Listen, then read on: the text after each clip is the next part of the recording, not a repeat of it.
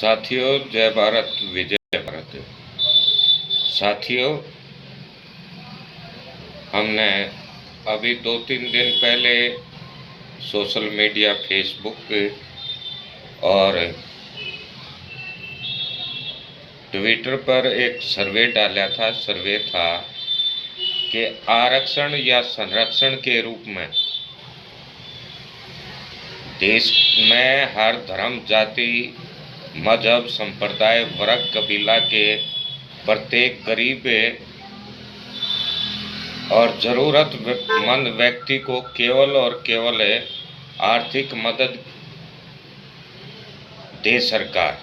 मतलब आरक्षण और संरक्षण के रूप में ज़रूरतमंद गरीब व्यक्ति को केवल आर्थिक मदद के रूप में आरक्षण और संरक्षण दे सरकार। इस तरह का हमने एक प्रश्न डाला था और उसमें सही गलत का जवाब हमने अपने देश के बुद्धिजीवियों से मांगा था। तो इस सर्वे में देश भर से, जो फेसबुक पर हमने सर्वे डाला है, इसमें देश भर से लगभग 1424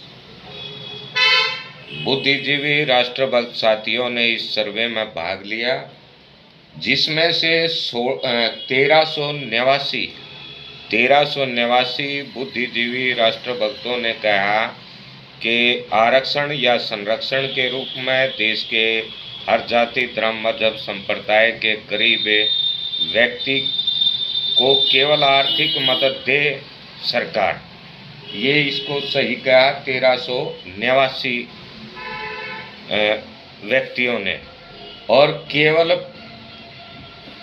35 ने कहा कि ये सही नहीं है। तो इस प्रकार 1424 जो है कुल मत मिले, उस पर वोट मिले हैं, उसमें से कुल मिलाकर के जो सही और हमारी बात का समर्थन किया है कि आरक्षण या संरक्षण के रूप में, क्योंकि ये बहुत बड़ा प्रश्न है। हम काफ़ी वर्षों से आरक्षण की जातिगत व्यवस्था का विरोध करते आ रहे हैं, तो फिर आरक्षण कैसे हो या मदद कैसे मिले या ज़रूरतमंद को कैसे मदद करे सरकार, कौन ज़रूरतमंद हो, इन बातों को लेकर के सवाल उठते हैं। बहुत साथी कहते हैं कि जातिगत आरक्षण ना हो और आरक्षण जो है वो आर्थिक आधार पर हो। तो इससे ये निकल कर के और ये क्लियर है कि आरक्षण या संरक्षण के रूप में केवल और केवल गरीब व्यक्ति को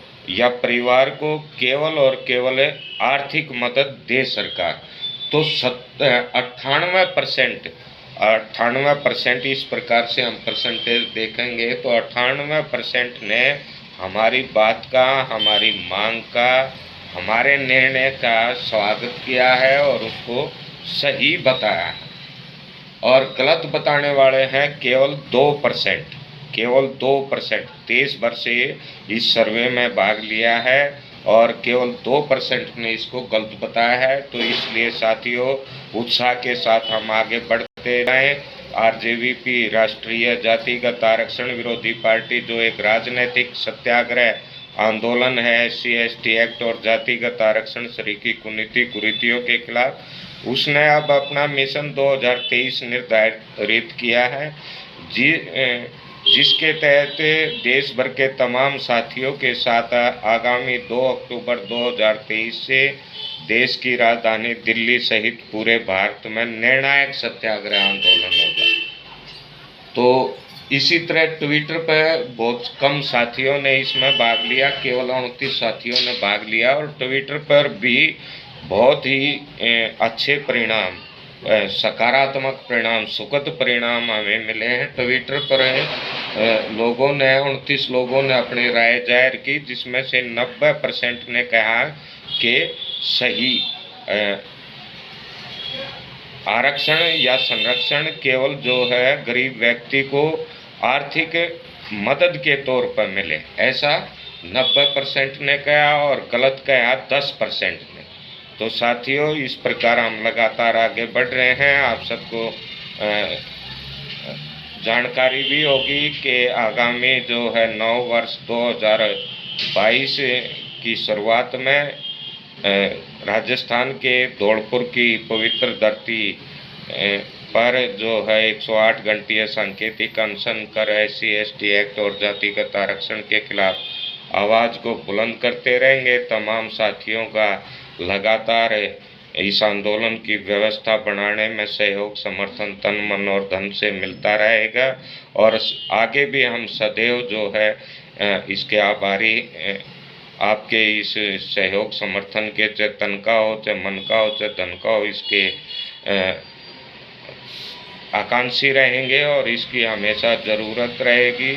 तो साथियों, अपनी अक्षमता अनुसार तन मन धन से भागीदारी करें, वो सदैव अपेक्षित है और इसी तरह हम सब आगे बढ़ते रहेंगे। मैं राष्ट्रीय जातिगत आरक्षण विरोधी पार्टी का एक राजनीतिक सत्याग्रही महासचिव के पद पर रविंद्र जठेड़ी आपसे फिर जो है एक बार जय भारत, विजय भारत। साथियों, निश्चित तौर पर हम आंदोलन जीतेंगे। जय।